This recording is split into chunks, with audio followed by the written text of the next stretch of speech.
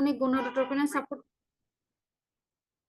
হ্যাঁ, এই ইয়েটা যেই আপনার যে বিটাইসিজি হিউম্যান কোরিওনিক গোনাডোট্রপিনের সাপোর্টটা কে দিচ্ছে বলেন তো? Corpus luteum. তো সেই কর্পাস লুটিয়াম যদি ডিফিসিয়েন্ট থাকে তাহলে কিন্তু এন্ডোমেট্রিয়ামটা ঠিক মতো মেনটেন হবে না, ইমপ্ল্যান্টেশন ঠিক মতো হবে না, সেখানে কিন্তু অ্যাবর্শন হয়ে যাওয়ার একটা চান্স আছে। তাহলে আমরা কি বলতেছি, এন্ডোক্রাইন প্রবলেম যেমন luteal phase deficiency, decreased progesterone secretion, poor endometrial response to progesterone, endometrium যদি প্রোজেস্টেরনের প্রতি রেসপন্স না করে, এগুলো আমরা দেখছি এন্ডোক্রাইন। আর মেটাবলিক কি ডিজিজ হতে পারে, মায়ের যদি ডায়াবেটিস থাকে, মায়ের হাইপো অথবা হাইপার থাইরয়েড, দুইটা প্রবলেমেই কিন্তু অ্যাবর্শন হয়ে যেতে পারে, এবং এটার পার্সেন্টেজ কত, 10 to 15%। ওকে, আর মেটার্নাল কিছু ইনফেকশন, সেটা 5% ক্ষেত্রে দায়ী। ইনফেকশন গুলো ভাইরাল, ব্যাকটেরিয়াল হতে পারে। ওভারঅল আপনাকে কিছু ইম্পর্টেন্ট অর্গানিজমের নাম মনে রাখতে হবে: rubella, cytomegalovirus, ureaplasma, syphilis, toxoplasma, malaria, chlamydia.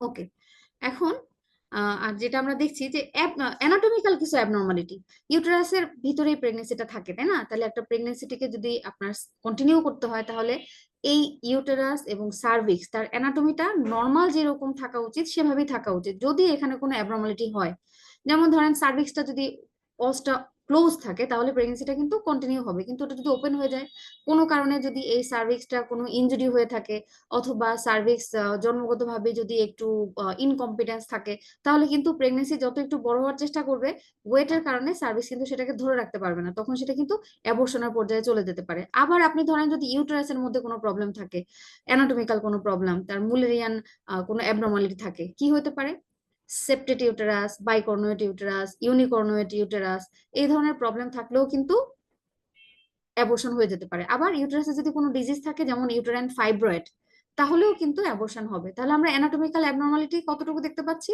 কি কি, cervical incompetence, congenital malformation of uterus like bicornuate uterus, unicornuate uterus, septate uterus.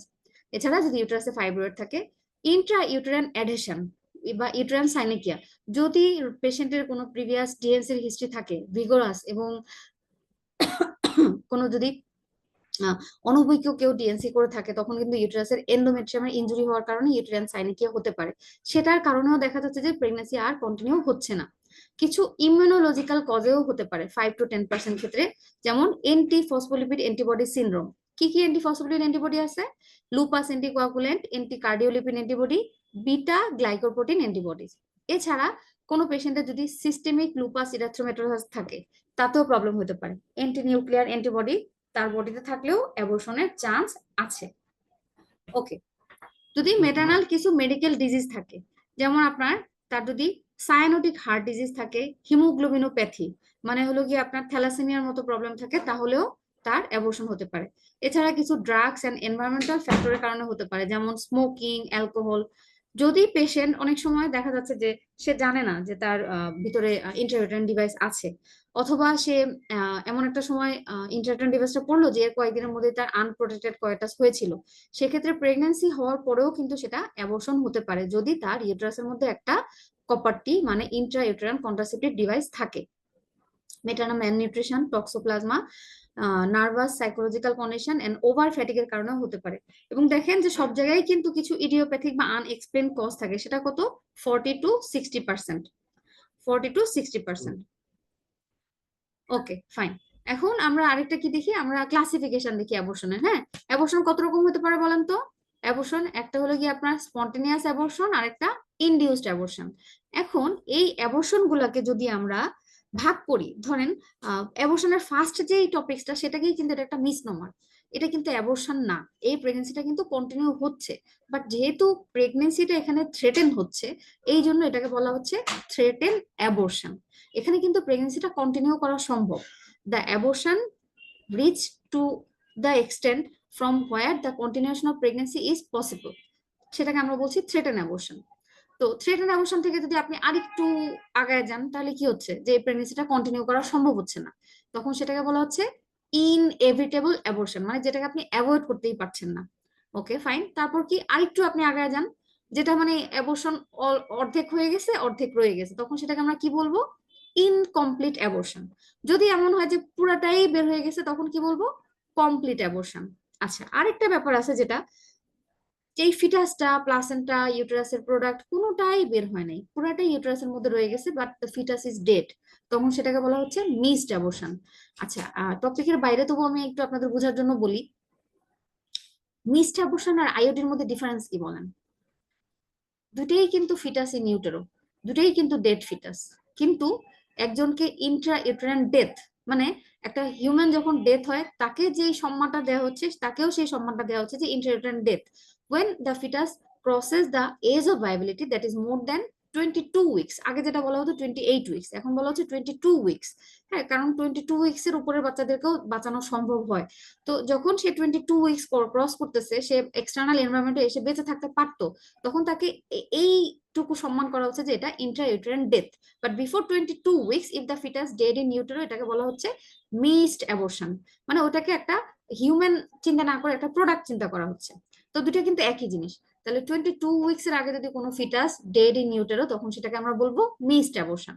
আচ্ছা, আরেক রকমের অ্যাবর্শন কি আছে? ইনডিউসড অ্যাবর্শন, মানে এটা স্পন্টেনিয়াসলি হয় নাই, স্পোরাডিক কোনো অ্যাবর্শন না, হয়তো ডক্টর করেছেন অথবা পেশেন্ট নিজে করেছে, তখন সেটাকে বলা হচ্ছে ইনডিউসড অ্যাবর্শন। সেটা আবার কেমন? Legal, illegal. ডক্টর যেটা করবে যে মেডিকেল টার্মিনেশন অফ প্রেগনেন্সি, তখন সেটা হলো লিগাল। আর যদি ইলিগালি কিছু করা হয়, যে পেশেন্ট চাচ্ছে না, অথবা অ্যাবোর্টিফিসিয়েন্ট কোনো মেডিসিন বা কোনো ইনস্ট্রুমেন্ট দিয়ে করা হচ্ছে ইলিগাল কোনো একটা উদ্দেশ্যে, সেটাকে ইললিগাল অ্যাবর্শন বলা হচ্ছে। মোস্ট ভেরিয়েবল কেসেসে দেখা যাচ্ছে যে ইললিগাল অ্যাবর্শনটা is related with infection. Okay, এখানে আমরা কিছু অ্যাবর্শনের ছবিগুলো দেখি। হ্যাঁ, এই যে দেখেন থ্রেটেন অ্যাবর্শনে কিরকম হবে, যে প্রেগনেন্সিটা কিন্তু এখনো ইউটেরাসের মধ্যে আছে, এখান থেকে একটু ব্লিডিং হচ্ছে, এটাকে থ্রেটেন অ্যাবর্শন। তারপর ইনএভিটেবল অ্যাবর্শনে দেখেন এত বেশি ব্লিডিং হচ্ছে যে হয়তো প্রেগনেন্সিটা আর কন্টিনিউই হবে না। ইনকমপ্লিট অ্যাবর্শন, ফিটাসের অনেকখানি অংশ বেরোয় গেছে, আবার কিছু অংশ ভিতরে রয়ে গেছে। মিসড অ্যাবর্শন, ফিটাসের পুরো অংশটাই ভিতরে রয়ে গেছে, but the fetus is dead. আমরা যদি আল্ট্রাসোনোগ্রাফি করি, তখন যদি আমরা ফিটাল হার্টের মধ্যে আমরা ওর যে কার্সারটা ধরি, তখন দেখবো যে এখানে কোনো হার্ট মোশন হচ্ছে না। ওকে, তাহলে থ্রেটেন অ্যাবর্শনের ডেফিনেশন আপনাদের এমসিইউ ক্ষেত্রে লাগবে না, কিন্তু জিনিসটা বুঝে ফেললে, মুখস্থ আপনাদের মনে থাকলে পরবর্তীতে হেল্প হবে। হ্যাঁ, এটা একটা clinical type of abortion in which the process of abortion started but has not progress to a state from where recovery is impossible, but that is recovery is possible. মানে এটা এমন একটা অবস্থা পর্যন্ত পৌঁছেছে যেখান থেকে রিকভারি করা সম্ভব। ওকে, তাহলে আপনি চিন্তা করেন, এটা যেহেতু কন্টিনিউ হবে, তাহলে পেশেন্টের কিন্তু খুব বেশি প্রবলেম থাকবে না। প্রথম কথা এসে কি বলবে, যে এই পিরিয়ড অফ অ্যামেনোরিয়া, হয়তো তার 6 উইকস, 8 উইকস, 12 উইকস বা 16 উইকস অ্যামেনোরিয়া, তার প্রেগনেন্সি টেস্ট পজিটিভ, তার কোনো লোয়ার অ্যাবডোমিনাল পেইনের কথা বলবে না, সে মাইল্ড একটা পিভি ব্লিডিং এর কথা বলবে। তার সাথে কখনো কখনো তার একটু পেইন থাকতে পারে বা নাও থাকতে পারে। যদি তাকে আমি এক্সামিন করি, কি পাবো? নর্মালি পাবো, সবকিছু নর্মাল পাবো। আর সাধারণত আমরা যদি পারভেজানাল এক্সামিনেশন করি, আগে আমরা ইন্সপেক্ট যদি করি, দেখবো যে আমরা ইন্ট্রোয়াটাস থেকে, মানে ল্যাটারালি বাইরে থেকে কোনো ব্লিডিং দেখা যাচ্ছে না। তারপর যদি আমরা খুব পোলাইটলি জেন্টলি তার একটা পিডি করি, just with one finger, with index finger, আমরা দেখবো যে তার অসটা ক্লোজ, সেখানে আমাদের হাতে হয়তো একটু ব্লিডিং আসতে পারে, নাও আসতে পারে। আর যদি আমরা ইনভেস্টিগেশন, অ্যাবর্শনের ক্ষেত্রে আর অফসের ক্ষেত্রে কিন্তু আল্ট্রাসোনোগ্রাফিটা খুবই ইম্পর্টেন্ট একটা টেস্ট। হ্যাঁ, অন্য সব টেস্ট আমরা করবো অবশ্যই বোঝার জন্য, রোগী কেমন আছে তার ট্রিটমেন্টের জন্য, কিন্তু আমরা যদি তার আল্ট্রাসোনোগ্রাফি করি, তাহলে আমরা কি দেখতে পাবো? Fetus in utero, fetus is alive, everything is normal. আমরা একটা জিনিস দেখতে পারি, আবার নাও থাকতে পারে, মাঝে মাঝে সাব কোরিওনিক ব্লাড কালেকশন থাকতে পারে। এটা আমাদের আহ এটা আমাদের কি কি অ্যাবর্শন, যেটা আমাদের হলো গিয়ে থ্রেটেন অ্যাবর্শনে দেখা যেতে যে একটা সাবকোরিয়নিক কালেকশন মাঝে মাঝে থাকতে পারে। ওকে, ফাইন, তাহলে এখানে একটা ছবি দিয়ে বোঝানো হয়েছে, দেখেন পেশেন্টের ব্লিডিং হবে, অ্যাবডোমিনাল ক্রাম্প মাঝে মাঝে থাকতে পারে, মাঝে মাঝে লো ব্যাক পেইন থাকতে পারে, কিন্তু তার প্রেগনেন্সি সিমটম গুলো কিন্তু কন্টিনিউ করবে, যেমন তার ভমিটিং, তারপর তার অ্যানোরেশিয়া, এই টেন্ডেন্সি গুলো কিন্তু তার থাকবে, উইকনেস থাকবে। হ্যাঁ, প্রগনোসিস, এই যে থ্রেটেন অ্যাবর্শনের সব বাচ্চাই কি ভালো থাকে? না, 85% ক্ষেত্রে প্রেগনেন্সিটা কন্টিনিউ হয় মোর দেন 28 উইকস, বাট 15% ক্ষেত্রে দেখা যাচ্ছে এটা পরবর্তীতে স্পন্টেনিয়াস অ্যাবর্শন হয়ে যেতে পারে, অথবা মিসড অ্যাবর্শন হয়ে যেতে পারে। এবং যে প্রেগনেন্সি গুলা কন্টিনিউ হয়, তাদের আউটকাম কি হয়?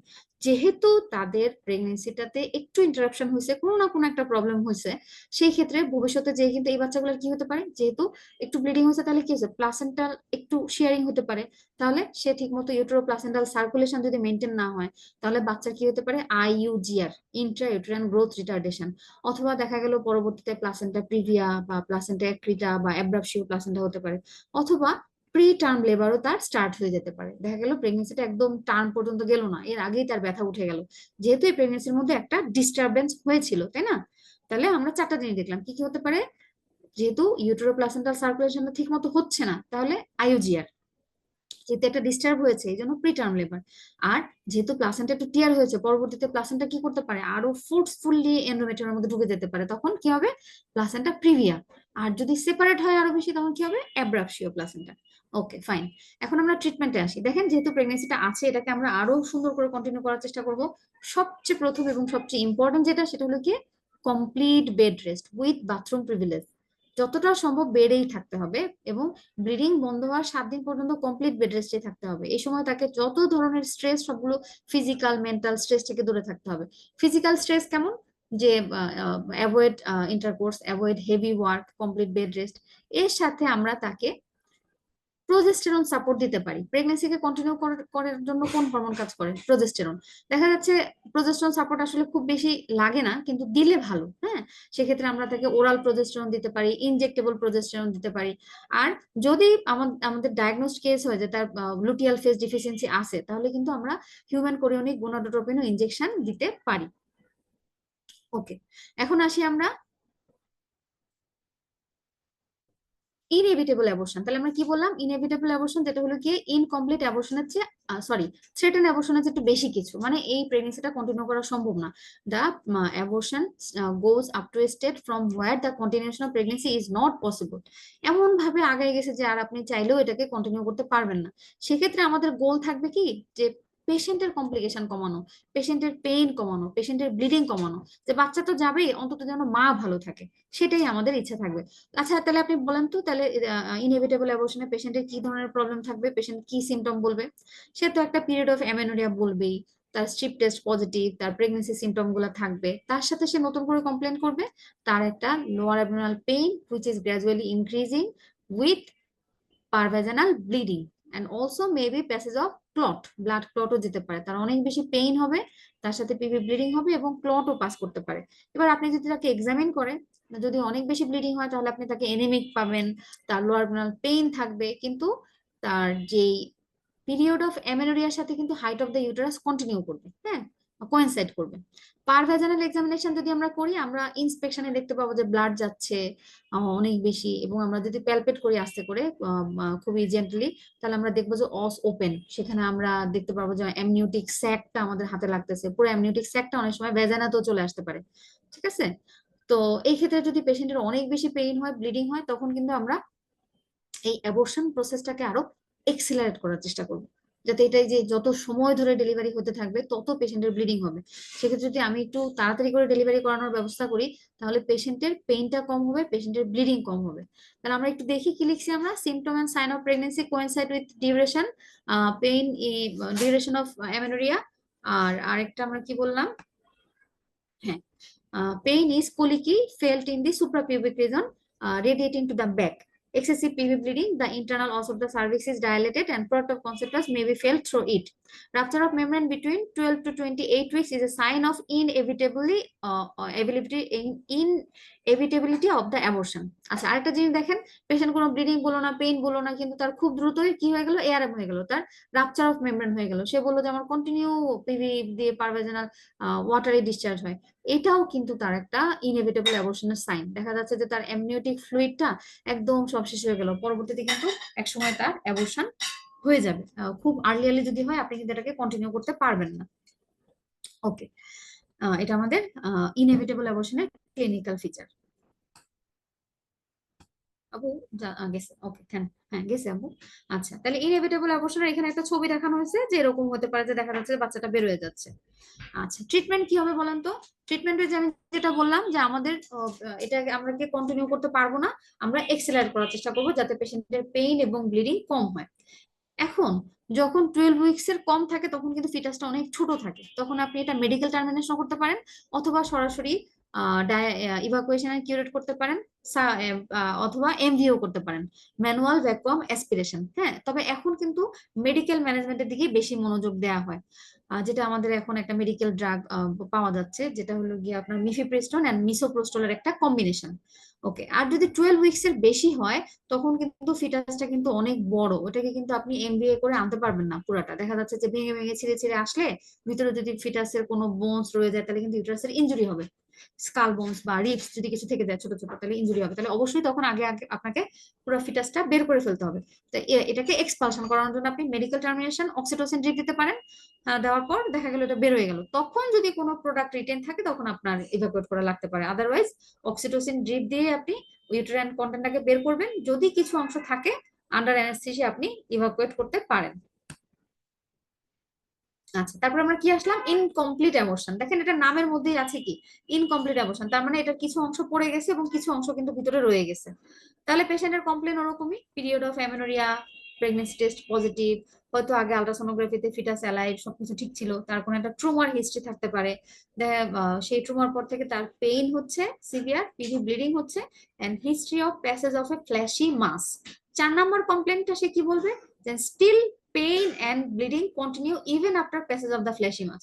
মানে ফ্ল্যাশি মাস যাওয়ার পরেও কিন্তু তার পেইনও আছে, তার ব্লিডিংও আছে।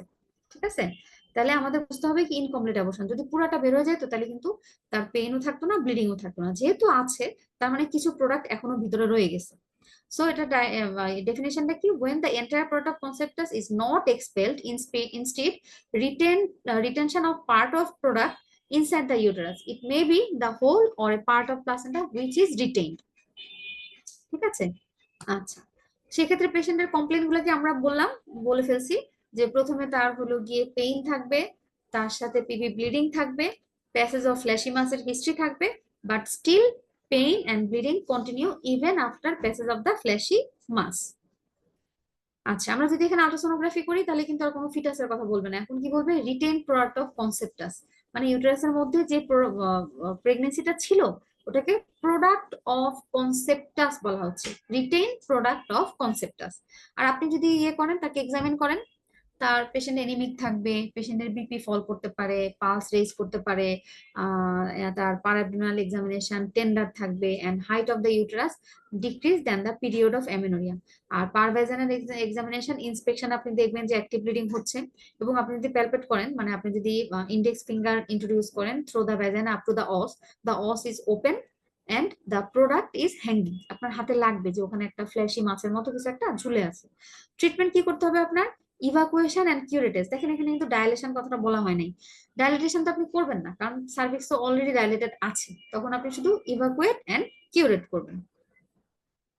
কমপ্লিট অ্যাবর্শন, আস্তে আস্তে কিন্তু আমরা আরো বড় বড় দিকে আগাচ্ছি। হ্যাঁ, ইনকমপ্লিট অ্যাবর্শনের পরে যখন কমপ্লিট অ্যাবর্শন হচ্ছে তার মানে কি পুরাটাই বের হয়ে গেছে, তাহলে আগের মতো কমপ্লেন থাকবে, তার একটা প্রেগনেন্সি ছিল, then pain, then severe PV bleeding, history of passage of a fleshy mass.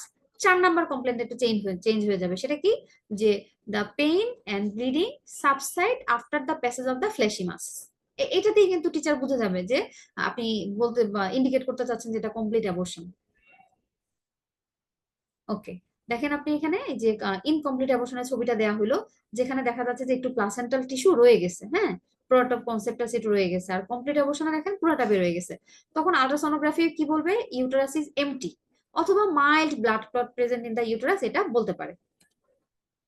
Okay, missed abortion, আগে আমরা বলছিলাম মিসড অ্যাবর্শনে কি হচ্ছে, the whole fetus in utero but the cardiac pulsation is absent, that is the fetus is dead.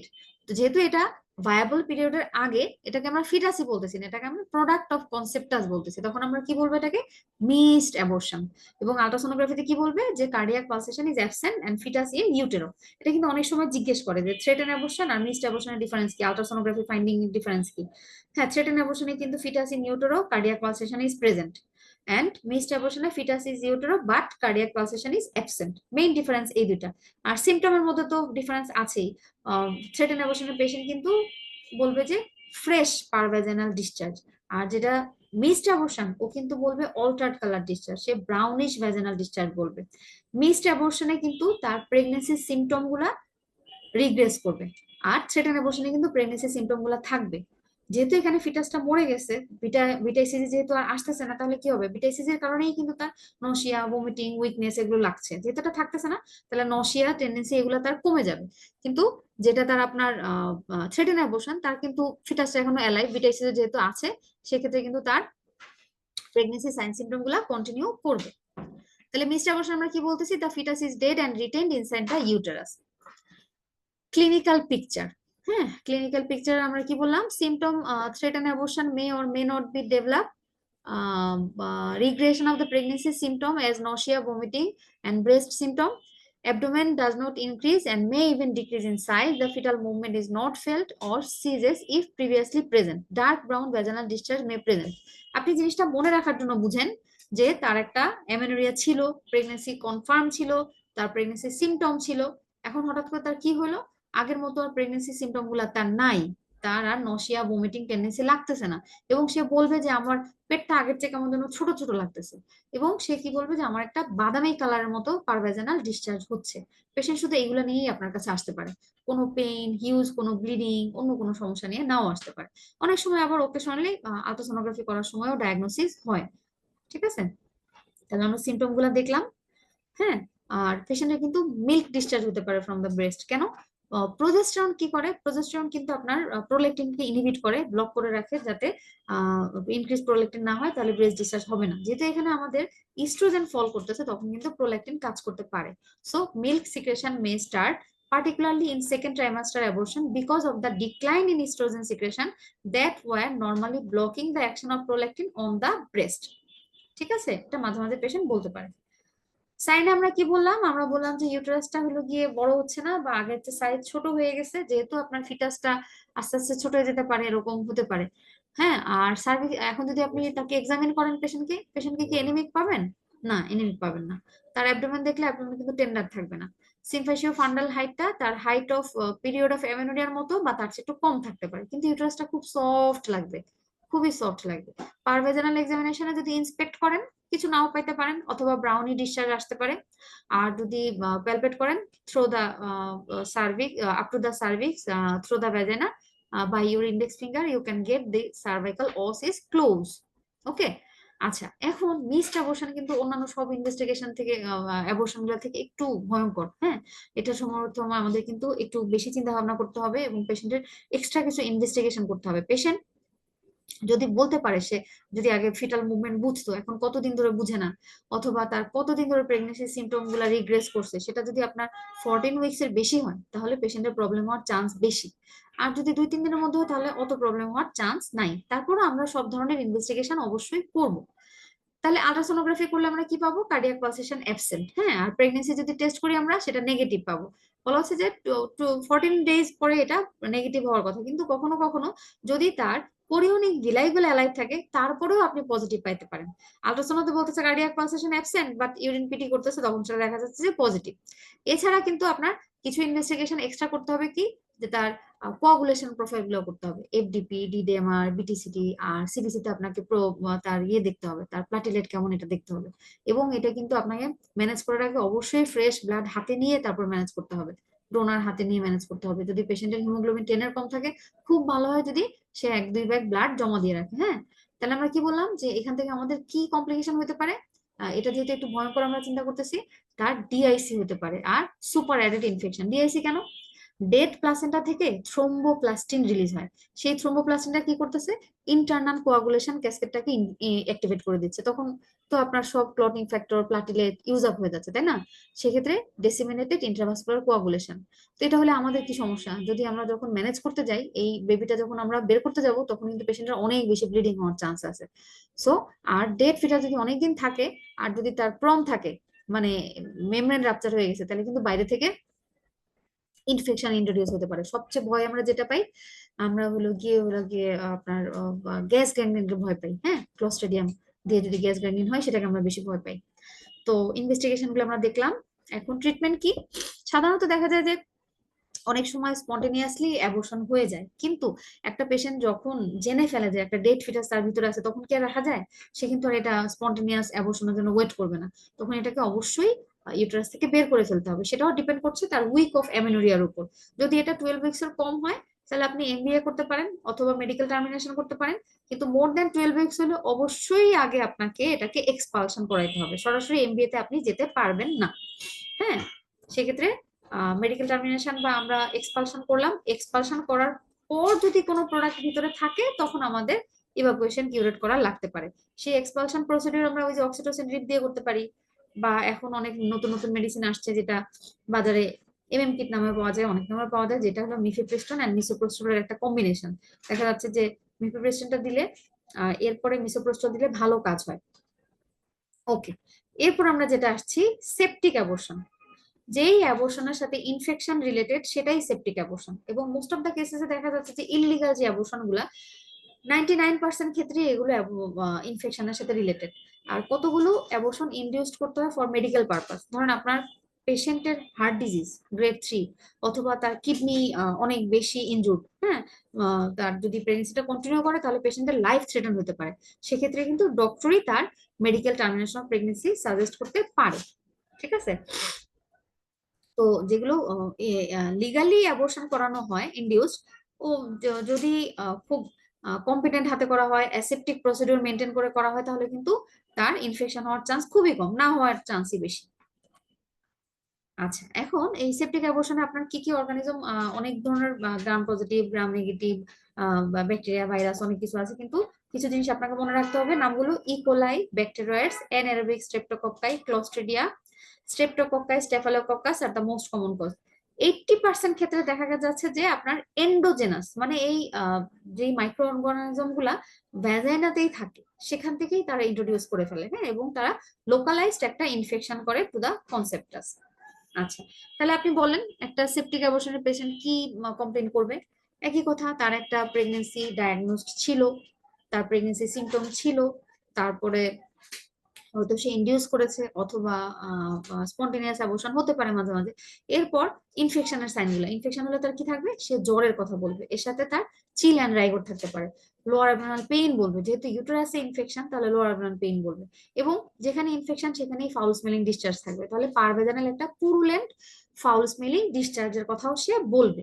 হুম, আচ্ছা, এর সাথে পেশেন্টের যদি অবস্থা অনেক বেশি খারাপ হয় তাহলে কিন্তু তার অলিগুরিয়া মানে রেনাল ফেলিউরের সাইন যেগুলো সেটাও সে বলতে পারে।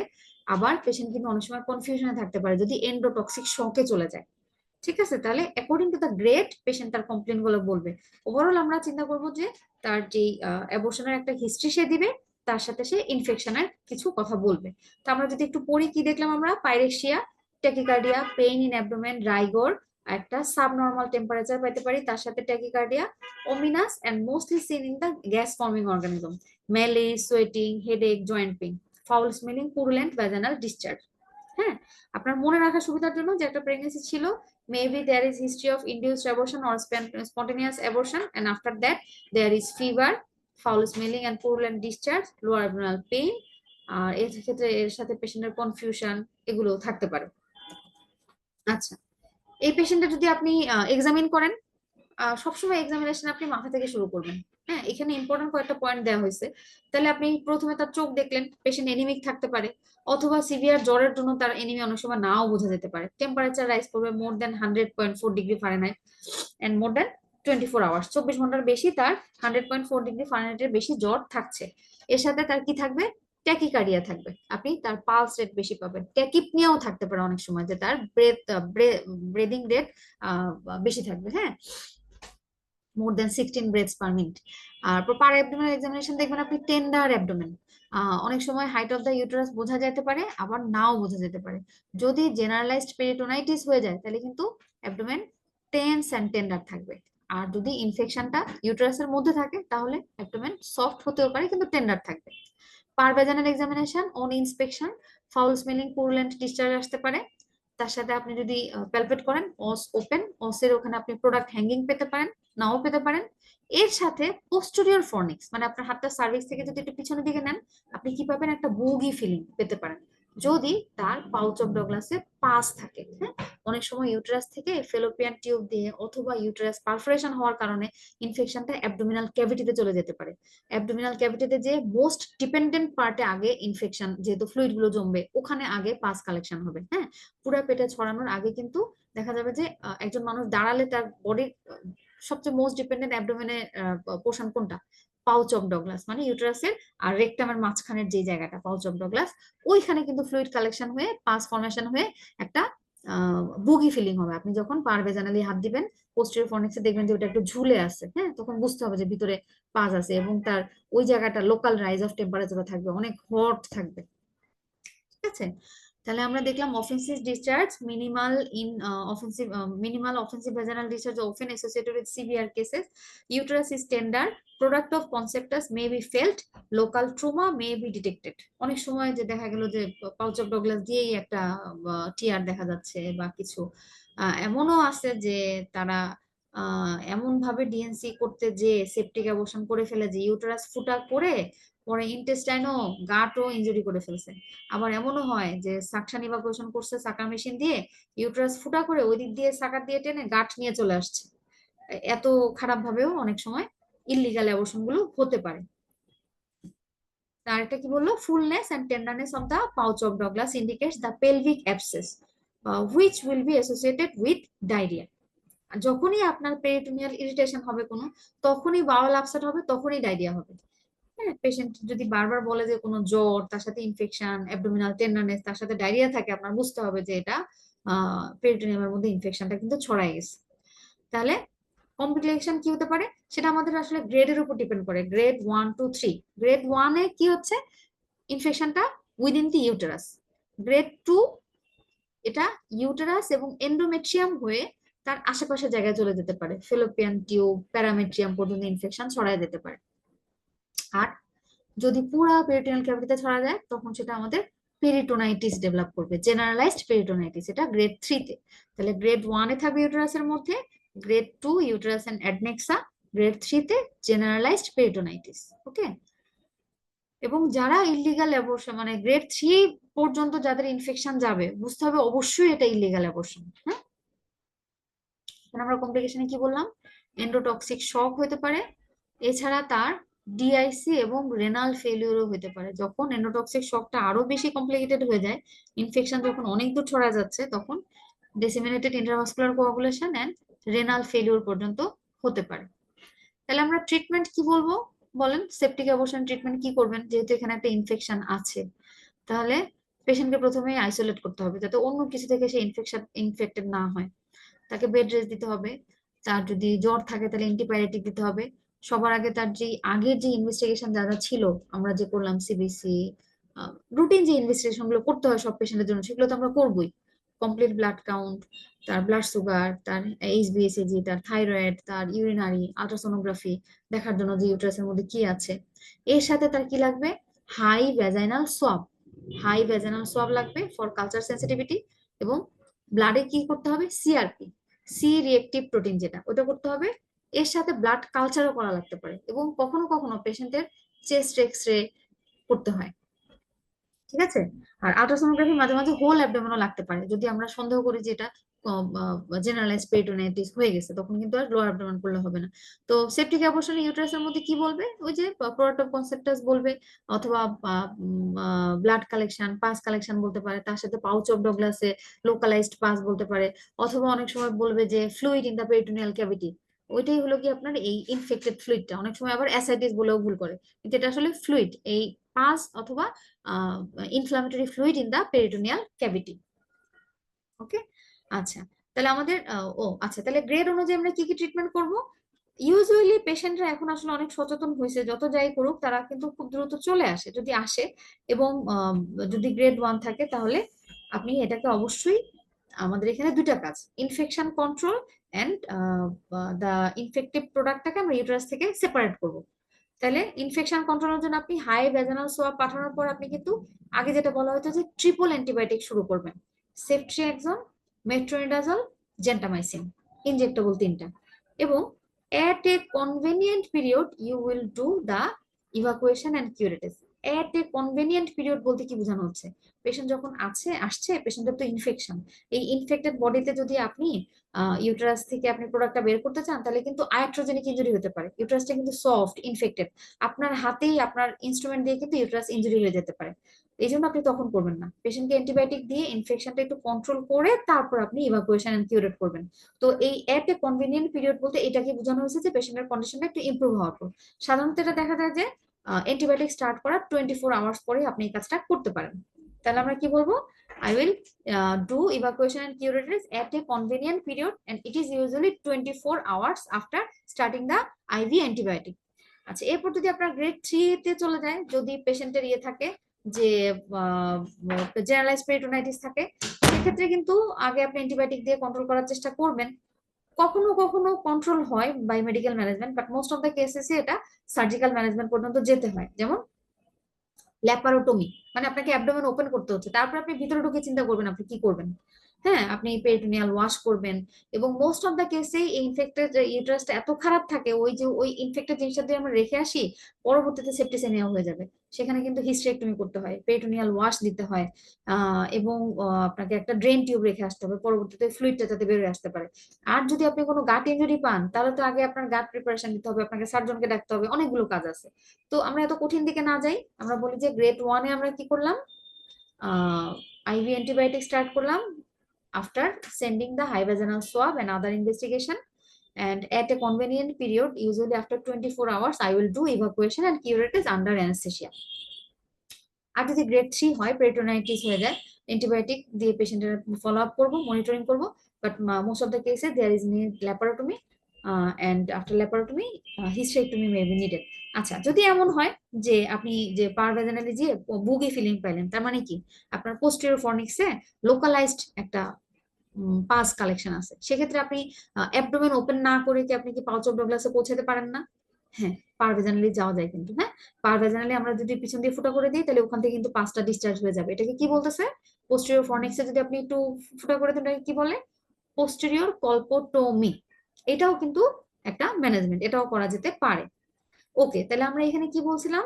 Treatment according to grade, isolation of the patient, bed rest, and intravenous line is established for the IV antibiotic therapy and fluid and blood transfusion, and observation of the patient, পেশেন্টের condition দেখতে হবে, তার pulse, BP, temperature, fluid intake output chart maintain করতে হবে। সার্ভাইকো vaginal সোয়াবটা তো আমরা আগেই নিয়ে নিয়েছি, তাই না, ইনভেস্টিগেশনে। অ্যান্টিবায়োটিকের কথা নতুন বইয়ে যেটা আছে আপনারা সেটাই পড়বেন, বুঝতে পারছেন? এবার কিন্তু যে নতুন এডিশন সেটা অনুযায়ী আপনারা জানার চেষ্টা করবেন অ্যান্টিবায়োটিক আপনারা কি কি দিবেন। তবে অনেক সময় অনেকে ট্রিপল অ্যান্টিবায়োটিকের কথাও জানতে চায়। আচ্ছা, ফ্লুইডও দিতে হবে কিন্তু, এইসব পেশেন্ট কিন্তু খুবই ডিহাইড্রেটেড থাকে। হ্যাঁ, আবার অনেক সময় আপনার সার্জারির জন্য অনেক সময় আপনি এনপিও রাখেন, তখন অবশ্যই আপনাকে ফ্লুইড থেরাপি দিতে হবে। আর ব্লাড ট্রান্সফিউশন ইনভেরিয়েবলি তাদের ব্লাড লাগেই। একে তো হলো গিয়ে সেপটিক অ্যাবর্শনের জন্য পেশেন্ট এনিমিক, অ্যাবর্শন ইনডিউসড অ্যাবর্শনের জন্য এনিমিক থাকে, আবার সেপ্টিসেমিয়ার জন্য পেশেন্ট এনিমিক হয়ে যাচ্ছে, তখন ব্লাড ট্রান্সফিউশনও প্রয়োজন হয়। আচ্ছা, এন্টি টিটানাস ইমিউনোগ্লোবুলিন, যেহেতু এটা সেপটিক অ্যাবর্শন, তাহলে আপনাকে এন্টি টিটানাস টিকা দিতেই হবে। হ্যাঁ, আর যদি আপনার অনেক বেশি ব্লিডিং থাকে, according to patient condition oxytocin ড্রিপও অনেক সময় দেওয়া লাগতে পারে। আর সার্জিক্যাল ইভাকুয়েশন আপনি কখন করবেন? After 24 hours of IV antibiotic, that is at a convenient period, at a convenient period. আর গ্রেড 3 তে ল্যাপারোটমি কখন লাগতে পারে? আমার যদি ইউটেরাস পারফোরেশন হয়ে থাকে, পেশেন্টের abdomen distended, tense, tender, ultrasound তো বলতেছে ফ্লুইড কালেকশন, তাহলে তো বুঝতে হবে যে ইউটেরাস তো ইনজুরি হয়েছেই, তাই না? আবার যদি গাট ইনজুরি আপনি সন্দেহ করেন, অথবা জেনারেলাইজড পেরিটোনাইটিস, পেরিটোনাইটিসের সাইন কি হবে? অ্যাবডোমেন টেন্স থাকবে, টেন্ডার থাকবে, তার হলো গিয়ে পেরিটোনিয়াল গার্ড চলে আসছে, তখন অ্যাবডোমেন রিজিড হয়ে যাবে।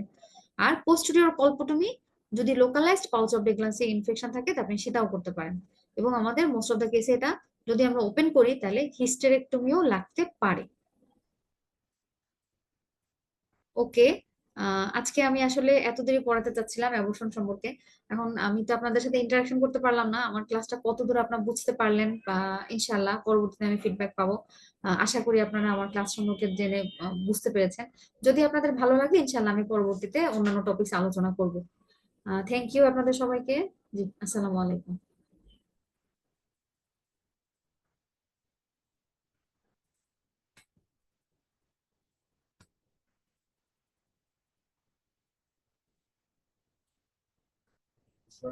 হুম, কিভাবে বেরোবো, ক্লাস থেকে বেরোবো কিভাবে?